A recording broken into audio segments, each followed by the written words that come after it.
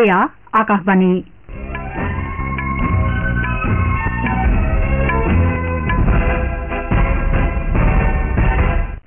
বাতৰি পঢ়িছো মৰমী কাশ্যপে লোকসভা নিৰ্বাচনৰ দ্বিতীয় পৰ্যায়ত আজি 12খন ৰাজ্য আৰু কেন্দ্ৰশাসিত অঞ্চলৰ 88খন আসনৰ বাবে ভোটগ্ৰহণ চলি আছে অসমৰ 5টা সংসদীয় সমষ্টি দৰং ওদালগুৰি ডিফু কৰিমগঞ্জ শিলচৰ আৰু নগাঁও 9133টা ভোটগ্ৰহণ কেন্দ্ৰত শান্তিপূৰ্ণভাৱে ভোটগ্ৰহণ চলি আছে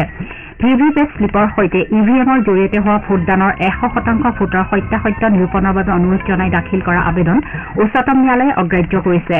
আৰু আইপিএল ক্ৰিকেট প্ৰতিযোগিতাত আজিৰ খেলত পাঞ্জাৱ কিংছ কলকাতা নাইট ৰাইডাৰ্ছৰ বিৰুদ্ধে অৱতীৰ্ণ হ'ব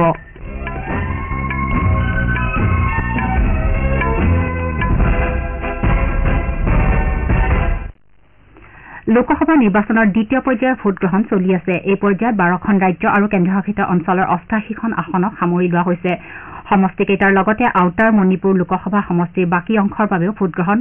চলি আছে আজি ভোটগ্ৰহণ অনুষ্ঠিত হোৱা সমষ্টিকেইটাৰ ভিতৰত অসম আৰু বিহাৰৰ 5টাকৈ কেৰালাৰ 20টা কৰ্ণাটকৰ 14টা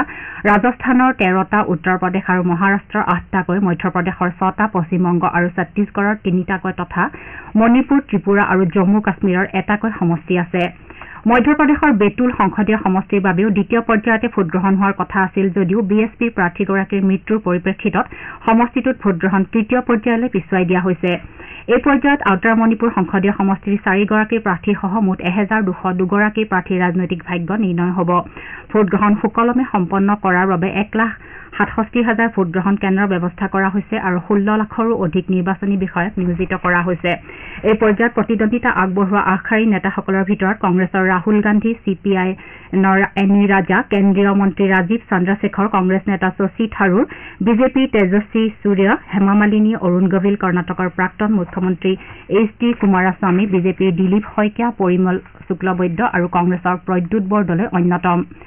আউটাৰ মণিপুৰ সংসদীয় সমষ্টিত ভোটগ্ৰহণ শান্তিমূলভাৱে চলি আছে পুৱা 7 বজাত আৰম্ভ হোৱা ভোটগ্ৰহণ বিয়লি 4 বজাত অন্ত পৰিব সংসদীয় সমষ্টিটোত মুঠ 848টা ভোট কেন্দ্ৰ স্থাপন কৰা হৈছে ইয়াৰ ভিতৰত 401টা অতি স্পৰ্শকাতৰ দ্বিতীয় পৰ্যায়ত অসমত দৰং ওদালগুৰি ডিফু কৰিমগঞ্জ শিলচৰ আৰু নগাঁৱৰ মুঠ 9133টা ভোট কেন্দ্ৰত ভোটগ্ৰহণ চলি আছে শিলচৰ সংসদীয় সমষ্টিৰ বিজেপিৰ প্ৰাৰ্থী পৰিমল শুক্লবৈদ্যই আজি পুৱাৰ ভাগতে সমষ্টিটোৰ ঢলাইত ভোটৰ অধিকাৰ সাব্যস্ত কৰে নগাঁও লোকসভা সমষ্টিৰ কংগ্ৰেছ প্ৰাৰ্থী প্ৰদ্যুৎ বৰদলৈয়ে মৰিকলং উচ্চ মাধ্যমিক বিদ্যালয়ত আৰু বিজেপিৰ ৰাজ্যিক সভাপতি ভৱেশ কলিতাই বেজেৰাত ভোটদান কৰে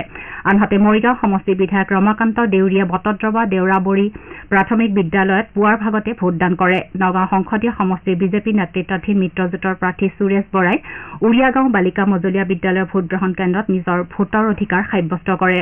চামগুৰি বিধানসভা সমষ্টিৰ বিধায়ক তথা কংগ্ৰেছ নেতা ৰকিবুল হুছেইনে নগাঁও সংসদীয় সমষ্টিৰ অন্তৰ্গত 165 নম্বৰ কৰৈগুৰি মজলীয়া বিদ্যালয় ভোটগ্ৰহণ কেন্দ্ৰত ভোটদান কৰে মন্ত্ৰী পীযুষ হাজৰিকায়ো মৰাকলং প্ৰাথমিক বিদ্যালয় ভোট কেন্দ্ৰত ভোটদান কৰে অসমত দিনৰ 1 বজালৈকে 46.3% ভোটদান হৈছে আয়োগৰ তথ্য অনুসৰি দৰং ওদালগুৰি সংসদীয় সমষ্টিত 49.72% ডিফুত 46.40% কৰিমগঞ্জত 49.14 শিলচৰত 40.23 আৰু নগাঁও লোকসভা সমষ্টিত 44.48% ভোটদাতাই গণতান্ত্ৰিক অধিকাৰ সাব্যস্ত কৰিছে অসম আৰক্ষী সূত্ৰই প্ৰকাশ কৰা মতে ৰাজ্যৰ জটিল ভোটকেন্দ্ৰসমূহত অৰ্ধসামৰিক বাহিনীৰ জোৱানৰ সুৰক্ষাৰ দায়িত্ব অৰ্পণ কৰা হৈছে আৰু 4745টা ভোট কেন্দ্ৰত ৱেবকাষ্টিঙৰ ব্যৱস্থা কৰা হৈছে ইপিনে নিৰ্বাচনৰ সময়ছোৱাত সীমান্ত অঞ্চলত সুৰক্ষাৰ দিশটোত বিশেষ গুৰুত্ব আৰোপ কৰি ৰাজ্যখনৰ আন্তঃৰাজ্যিক আৰু আন্তঃৰাষ্ট্ৰীয় সীমান্তসমূহ ছীল কৰি দিয়া হৈছে লোকসভা নিৰ্বাচনৰ চতুৰ্থ পৰ্যায়ৰ বাবে দাখিল কৰা মনোনয়ন পত্ৰসমূহ আজি পৰীক্ষা কৰা হৈছে এই পৰ্যায়ৰ বাবে কালি মনোনয়ন পত্ৰ দাখিলৰ অন্তিম দিন আছিল ইচ্ছুক প্ৰাৰ্থীসকলে 29 এপ্ৰিললৈকে মনোনয়ন প্ৰত্যাহাৰ কৰিব পাৰিব এই পৰ্যায়ত দেশৰ 9খন ৰাজ্য আৰু কেন্দ্ৰশাসিত অঞ্চলৰ 96টা সংসদীয় সমষ্টিৰ বাবে 13 মেত ভোটগ্ৰহণ কৰা হ'ব ইফালে লোকসভা নিৰ্বাচনৰ পঞ্চম পৰ্যায়ৰ বাবে আজি অধিসূচনা জাৰি কৰা হ'ব এই পৰ্যায়ত 6খন ৰাজ্য আৰু 2টা কেন্দ্ৰশাসিত অঞ্চলৰ 49টা সমষ্টিৰ বাবে ভোটগ্ৰহণ কৰা হ'ব এই পৰ্যায়ৰ বাবে 3 মেত মনোনয়ন দাখিলৰ অন্তিম দিন ধাৰ্য কৰা হৈছে আৰু 20 মেত ভোটগ্ৰহণ কৰা হ'ব উচ্চতম ন্যায়ালয়ে ভিভিপেট শ্লিপৰ সৈতে ইভিএমৰ জৰিয়তে হোৱা ভোটদানৰ 100% ভোটৰ সত্যাসত্য নিৰূপণৰ বাবে অনুৰোধ জনাই দাখিল কৰা কেইবাখনো আবেদন আজি অগ্ৰাহ্য কৰে উল্লেখযোগ্য যে ন্যায়াধীশ সঞ্জীৱ খান্না আৰু ন্যায়াধীশ দীপাংকৰ দত্তাক লৈ গঠিত এখন বিচাৰপীঠে যোৱা 18 এপ্ৰিলত দুদিনজোৰা ব্যাপক শুনানিৰ অন্তত গণতান্ত্ৰিক সংস্কাৰ সংস্থাকে ধৰি বিভিন্ন পক্ষই দাখিল কৰা কেইবাখনো আবেদন সন্দৰ্ভত ৰায় সুৰক্ষিত ৰাখিছিল 18 এপ্ৰিলত বিষয়টোৰ শুনানি সম্পন্ন হোৱাৰ পাছত 24 এপ্ৰিললৈ ৰায়দান সুৰক্ষিত ৰখা হৈছিল যোৱা 24 এপ্ৰিলত আদালতে ৰায়দান স্থগিত ৰাখে আৰু কেতবোৰ গুৰুত্বপূৰ্ণ বিষয় সন্দৰ্ভত নিৰ্বাচন আয়োগৰ পৰা অধিক স্পষ্টীকৰণ বিচাৰে শুনানিৰ সময়ত বিচাৰপীঠখনে ইভিএম আৰু ভিভিপেটৰ কাম-কাজ আৰু ইয়াৰ সুৰক্ষা ব্যৱস্থাক লৈ নিৰ্বাচন আয়োগক কেইবাটাও প্ৰশ্ন সোধে ন্যায়াধীশ খান্নাই নিয়ন্ত্ৰণ গোট অথবা ভিভিপেটত মাইক্ৰ' কণ্ট্ৰলাৰ স্থাপন কৰা আছে নে নাই সেই কথা স্পষ্ট কৰিবলৈ নিৰ্বাচন আয়োগক নিৰ্দেশ দিছিল ন্যায়াধীশ খান্না আৰু ন্যায়াধীশ দত্তাই আজি বিষয়টো সন্দৰ্ভত সুকীয়াকৈ ৰায়দান কৰে আপোনালোকে বাতৰি শুনিছে আকাশবাণীৰ পৰা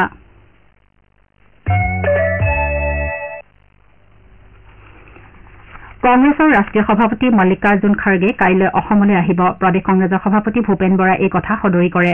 ৰাষ্ট্ৰীয় সভাপতিগৰাকীয়ে বৰপেটাৰ কংগ্ৰেছ প্ৰাৰ্থী দীপ বায়নৰ হৈ নিৰ্বাচনী প্ৰচাৰ চলোৱাৰ লগতে গুৱাহাটীত এখন সংবাদ মেলত অংশগ্ৰহণ কৰিব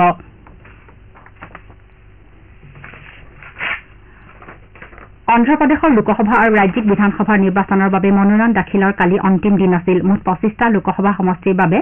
1061খন মনোনয়ন দাখিল কৰা হৈছে আৰু 175খন ৰাজ্যিক বিধানসভা আসনৰ বাবে মুঠ 5729 গৰাকী প্ৰাৰ্থীয়ে মনোনয়ন দাখিল কৰিছে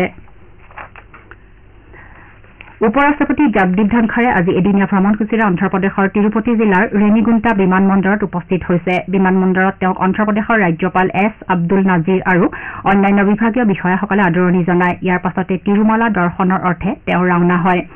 উপৰাষ্ট্ৰপতিগৰাকীয়ে ৰাষ্ট্ৰীয় সংস্কৃত বিশ্ববিদ্যালয়ৰ তৃতীয় সংখ্যক স্নাতক সমাৰোহত মুখ্য অতিথি হিচাপে অংশগ্ৰহণ কৰিব IPL ক্ৰিকেট প্ৰতিযোগিতাত আজি কলকাতাৰ ইডেন গাৰ্ডেন্সত হ'বলগীয়া এখন খেলত পাঞ্জাব কিংছ কলকাতা নাইট ৰাইডাৰ্ছৰ বিৰুদ্ধে অৱতীৰ্ণ হ'ব খেলখন সন্ধিয়া 7:30 বজাত আৰম্ভ হ'ব ইপিনে যোৱা নিশা হায়দৰাবাদৰ ৰাজীৱ গান্ধী আন্তঃৰাষ্ট্ৰীয় ষ্টেডিয়ামত অনুষ্ঠিত এখন খেলত ৰয়েল চেলেঞ্জাৰ্ছ বেংগালুৰুই ছানৰাইজাৰ্ছ হায়দৰাবাদক 35 ৰানত পৰাস্ত কৰে ছানৰাইজাৰ্ছ হায়দৰাবাদে 207 ৰানৰ লক্ষ্যৰে খেল আৰম্ভ কৰি নিৰ্ধাৰিত 20 অভাৰত 8টা উইকেট হেৰুৱাই 171 ৰানহে কৰিবলৈ সমৰ্থ হয়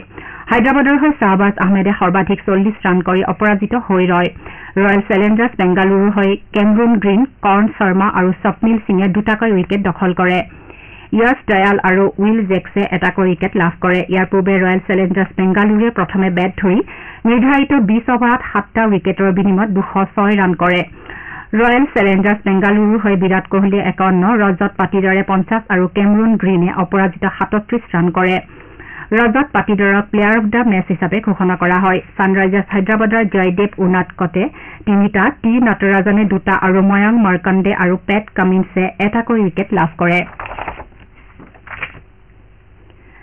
ডুবাইত চলি থকা 21 সংখ্যক 20 বছৰ অনূৰ্ধ্ব এথলেটিক প্ৰতিযোগিতাৰ দ্বিতীয় দিনটোত কালি ভাৰতীয় পুৰুষ আৰু মহিলাৰ 3000 মিটাৰ ষ্টিপলচেজ ইভেণ্টত আধিপত্য বিস্তাৰ কৰি স্বৰ্ণ পদকৰ সংখ্যা 3লৈ বৃদ্ধি কৰিছে ভাৰতৰ একতা দে এই শাখাত সোণৰ পদক অৰ্জন কৰাৰ বিপৰীতে ৰণবীৰ সিঙে পুৰুষৰ শাখাত সোণৰ পদক অৰ্জন কৰে ইয়াৰ পূৰ্বে পুৰুষৰ শ্বটপুট ইভেণ্টত অনুৰাগ সিং কালেৰে সোণৰ পদক অৰ্জন কৰে ভাৰতীয় এথলীটসকলে কালিৰ প্ৰতিযোগিতাত মুঠ 7টা পদক লাভ কৰে পুৱাৰ ভাগত আৰটিএ মহিলাৰ 10000 মিটাৰ বেগাই খোজ কঢ়াৰ প্ৰতিযোগিতাত ব্ৰঞ্জৰ পদক লাভ কৰে পাছত থ্ৰৱাৰ্ছ দলে স্বৰ্ণসহ 3টা পদক হস্তগত কৰে যোৱাবাৰৰ চেম্পিয়ন সিদ্ধাৰ্থ চৌধুৰীয়ে দ্বিতীয় প্ৰায়সত 19.02 মিটাৰ থ্ৰৰে ব্ৰঞ্জৰ পদক লাভ কৰে একেদৰে আমানত কম্বজে ৰূপৰ পদক হস্তগত কৰে আমন চৌধুৰীয়ে পুৰুষৰ 400 মিটাৰত 47.53 ছেকেণ্ডেৰে ব্ৰঞ্জৰ পদক লাভ কৰে বাতৰি শেষ কৰাৰ পূৰ্বে প্ৰধান বাতৰিসমূহ পুনৰ এবাৰ লোকসভা নিৰ্বাচনৰ দ্বিতীয় পৰ্যায়ত আজি 12খন ৰাজ্য আৰু কেন্দ্ৰীয়শাসিত অঞ্চলৰ 88খন আসনৰ বাবে ভোটগ্ৰহণ চলি আছে অসমৰ 5টা সংসদীয় সমষ্টি দৰং ওদালগুৰি ডিফু কৰিমগঞ্জ শিলচৰ আৰু নগাঁৱত 9133টা ভোটগ্ৰহণ কেন্দ্ৰত শান্তিপূৰ্ণভাৱে ভোটগ্ৰহণ চলি আছে ভিভিপেট শ্লিপৰ সৈতে ইভিএমৰ জৰিয়তে হোৱা ভোটদানৰ 100% ভোটৰ সত্যাসত্য নিৰূপণৰ বাবে অনুৰোধ জনাই দাখিল কৰা আবেদন উচ্চতম ন্যায়ালয়ে অগ্ৰাহ্য কৰিছে আৰু IPL ক্ৰিকেট প্ৰতিযোগিতাত আজিৰ খেলত পাঞ্জাব কিংছ কলকাতা নাইট ৰাইডাৰ্ছৰ বিৰুদ্ধে অৱতীৰ্ণ হ'ব এতিয়া বাতৰি ইমানতে অন্ত পৰিল